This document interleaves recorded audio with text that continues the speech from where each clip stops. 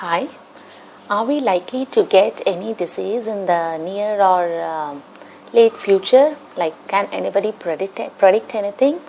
For that, we can make guesses because we have the concept of ama according to Ayurveda, and if ama produces certain clinical features, or we can say that in due course we are bound to get some afflictions in the body. So let's see the symptoms of ama, that is, do we have ama or not, so that if there is ama, there are measures to control it, and if the ama is small, there is one measure. If there is profound increase of this toxin in the body, then the treatment is different. We'll deal with that.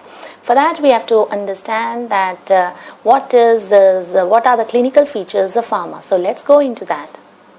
Again, a small verse. Sroto roda bala bramsha gaurava anila modhada alasya abhakti nishtiva malasanga arujiklama. Very simple verse.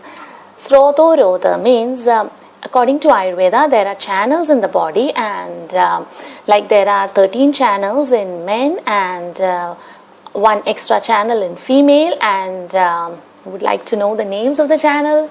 Like, it's not going to help you unless you are from an Ayurvedic background, because this is purely Ayurveda. So let's leave that for the time being. Just understand that there are many srodhas or channels in the body, and ama is going to block the channels. So this can lead to diseases because there is no that flow of energy in the channels isn't there, and flow of enzymes or hormones or anything for that matter is disturbed. So it can lead to disease. So at an internal level, there is Rodha. And according to Ayurveda, the features of each Srodhas, the Rodha or the obstruction of each Srodhas is beautifully described. So accordingly, we can understand that whether the person has Rasavaha Srodha Dushti or Pranavaha Srodha Dushti, that is, according to the symptoms, we can understand whether there is Rodha in the body. But otherwise, for a person who isn't aware of these Ayurvedic principles, it's difficult to understand Srodha. So let's leave it for the time being. Next one is Bala Bramsha. That is easy to understand. Bala means strength. Bramsha means that loss of strength. Physically, that person feels that he is not competent enough to do things as he was doing before. So that at a physical level, he feels that loss of strength. Srodha bala bramsha gaurava anila modhata. Gaurava means there is a feeling of heaviness in the body. Something is sitting in the body, so that person also gets that feeling of heaviness in the body. Anila modhata, there is inactivity of vada dosha, that is, vada needs space to move.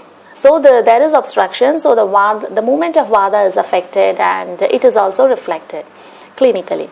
So Srodha bala bramsha gaurava anila modhata alasya apakti nishtiva. Alasya means that lack of enthusiasm, or at a mental level there is some sort of laziness and no drive to carry out the even day-to-day activities. So that is alasya. Apakti is indigestion, and nishtiva is the frequent spitting. The person has a tendency to spit frequently. Srodha bala bramsha gaurava anila modhata alasya apakti nishtiva malasanga arujiklama. Malasanga is accumulation of waste in the body. There is obstruction of waste in the body. Waste are not expelled properly.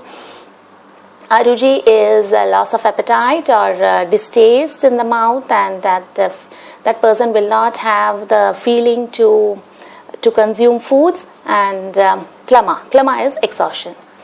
So these are the symptoms of clinical features of ama, and to make it more clear, we can say that if a person has constipation, or if he feels loss of strength physically as well as mentally, that he doesn't feel the mood to do his activities, carry out his activities, or if there is heaviness in the body, or if there is distaste or loss of appetite and that spitting tendency or indigestion, if these symptoms are present to a greater extent, we'll say that there is ama in the patient. So that ama has to be tackled, and how, we'll see in our next video. Thank you.